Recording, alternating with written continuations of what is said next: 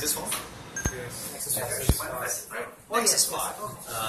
So Nexus 5 is one of the most popular, or I'd say one of the most loved Android phones ever made. And it's kind of funny when I ask people, they don't necessarily know how to explain it. But it's actually a very simple reason. Nexus 5 is an incredibly compact device. Right? It's a 4.95-inch display. Of course, I've worked very closely in building this device. But it's incredibly compact. People like it because it's just really small. It's like they tried, LG tried to make the smallest possible device that it could with a 5-inch display.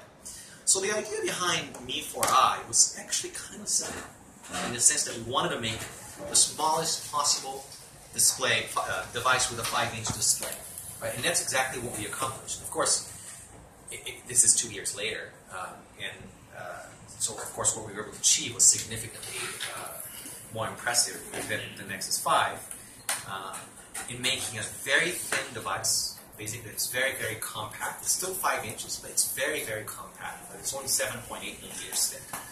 And it's 130 grams. 130 grams is about the exact same weight as iPhone 6.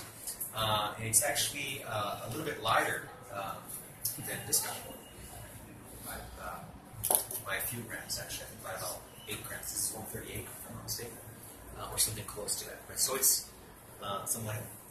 So it's 130 grams. Right? So it's an incredibly, incredibly light device, but it has a very big battery, 3,120. This guy has about 2,600, if I'm not mistaken.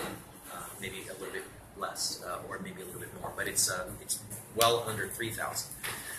And what I wanted to do is basically show you how we accomplished this, and the best way to do that is to open the device. Now, this is the first time I'm opening this particular unit, so this may take a little bit of time. Hugo's become quite an expert at this, though. So tearing apart the before I. Yeah, so it's a very snug case. Of course, this is not. People are not supposed to open it. Of course, they can, and you're welcome to do it with your units. Maybe after you've done your review. So here it is. And what I mentioned earlier is that we tried to make everything beautiful on the inside and the outside. So the first thing that you'll notice is that there's a huge number of screws. And the reason why I have so many screws is because we want to keep everything really tight. When you handle the device, it has to feel very solid in your hands. There cannot be any part that feels a little bit loose. Everything just has to be tight. And that's why we added so many screws. Of course, adding more screws not only adds cost, but it also adds manufacturing time. But it doesn't matter, because it makes the device more solid to hold. So what I'm going to do is I'm going to take all these screws out, and I'm going to show you what this looks like inside. Like I said earlier, you are more than welcome to open up your own devices, the ones that you're reviewing. I would recommend, taking all the screenshots and writing the review before you open it up, just in case. But if you're careful enough, you should be able to take it apart and put it back together without any loss in functionality. After Hugo is done taking this apart, we will put it back together and see if it still works. Cross our fingers, and hopefully it will work. So the biggest challenge in designing this product on the inside was basically making room for the battery. We knew that the longer and wider we could make the battery, the thinner we could make it as well. We also knew that when you look at dimensions of batteries, things are not exactly linear. So if you make the battery a little bit thinner, you actually have to make it much longer in order to preserve the capacity. So we had no way out but to make a lot of room for the battery itself. And I'll show you how we accomplished that through the motherboard design in just a second. We have most of these screws, so there's one more here. Oh, that's not a screw. I think we got them all down there. Or up there.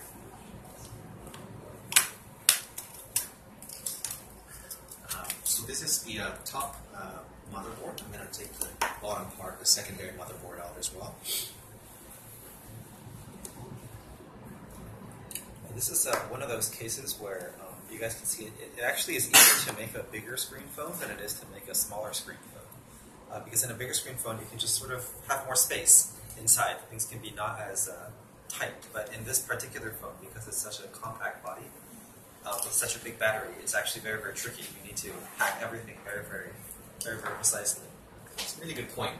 The fact that phones have gotten so big in some ways means that it's easier to make phones, right? But then when you try to make a very compact device, then you're faced with some real engineering challenges. So a few things that I'll point out here. First of all is some of these connectors that we use here, which I can take apart. They're called quick release connectors. A lot of devices are actually made with straight soldering, right? So you don't actually have these quick release connectors. They are actually more expensive to make, right? But they make the whole design much more beautiful. Like I said, on the inside. So I'm going to take out the battery here. So there it is, and it has its own quick release as well, which I've taken apart. I'm also going to take out this cover here. Sorry, I'm just going to line the right place for it.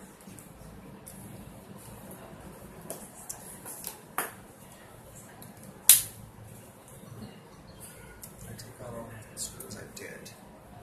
I'm just going to find the right place for it. There you go.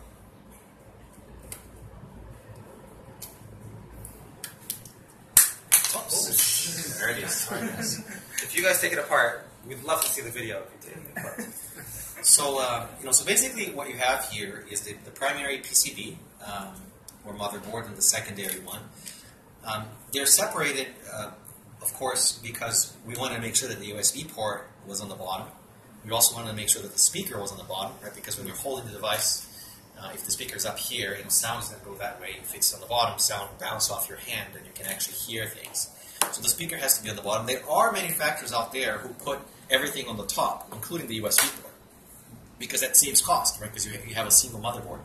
But we don't think that that's a good idea, right? From an ergonomics perspective, from an engineering design perspective, right? So we add the cost, not only because you have to build a secondary motherboard, but also because you need these connector cables. And these are actually fairly expensive also. These two connectors together, the wire plus the fast release connectors, that's about $1.50, of cost. Because these are very, very high quality wires themselves. Instead of taking the motherboard out completely, I'm just going to show you what it looks like, because I've also taken out these electromagnetic shields for the RF areas. And I've got a large collection of motherboards here. So this, sorry, is this the one? Yes. Yeah, that's the one. Yeah. So this is the Mi 4i primary motherboard. This is the side with the RF. So most of these components are for RF, right? So for radio frequency. And then on the other side, you've got memory and processor over here, and you've got the SIM card slots on this side. Right? And like I said earlier, this is the most compact motherboard that we've ever made. If you compare it, for example, with the motherboard of Mi Note, right, which is our sort of high-end flagship device that came out about 5-6 months ago. This is the Mi Note PCB, and you can see how much larger it is.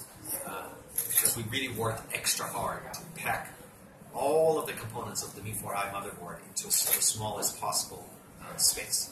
If you compare the Mi 4i motherboard, for example, with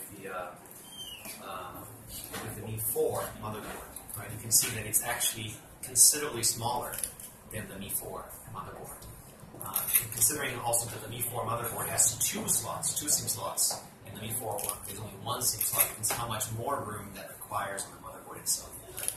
So that's just to say that we've done a really, really extraordinary job, I think, of making everything as compact as possible on the Mi 4i motherboard, which is what I'm holding right here.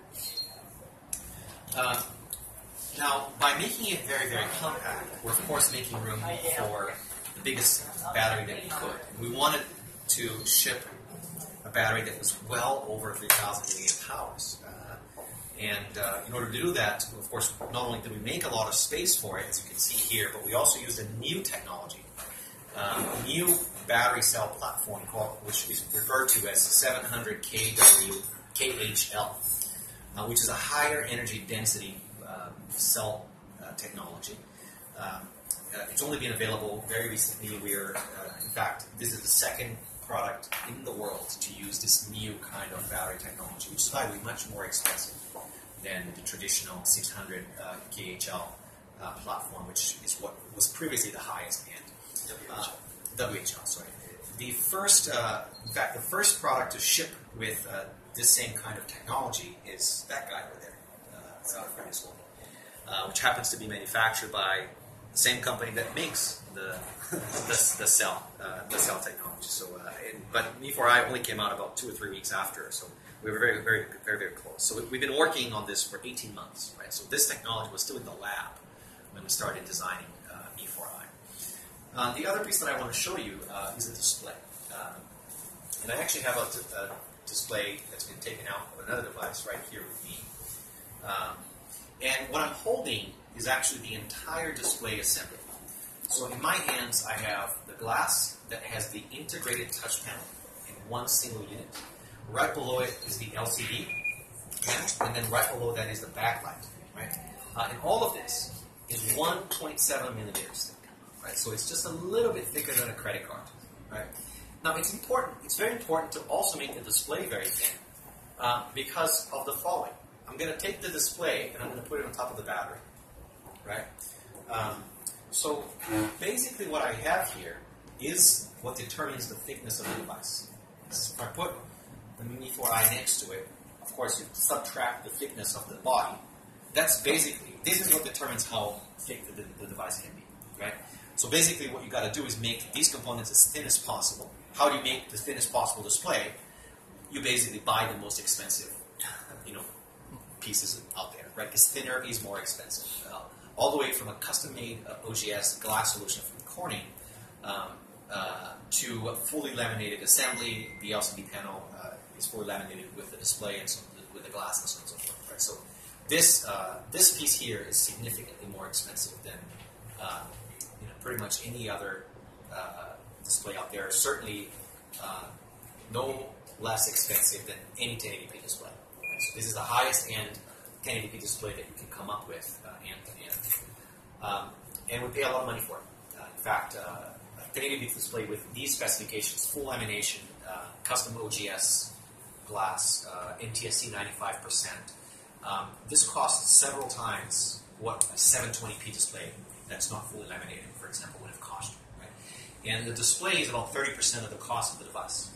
Right? So by spending a lot of money on the display, we're essentially raising the cost to make the device significantly. But we're making a flagship device, so of course we're not going to save money in one of the most important components, so we didn't. So anyway, so this is what determines how thick the device can be, essentially. And we think what we've achieved structurally was pretty extraordinary. So I'm going to put this here, but I'll see if you guys have any questions about kind of the structural engineering part, the industrial design part of this. Let's prepare the phone with the photos. Any questions so far? I'm wondering, when I get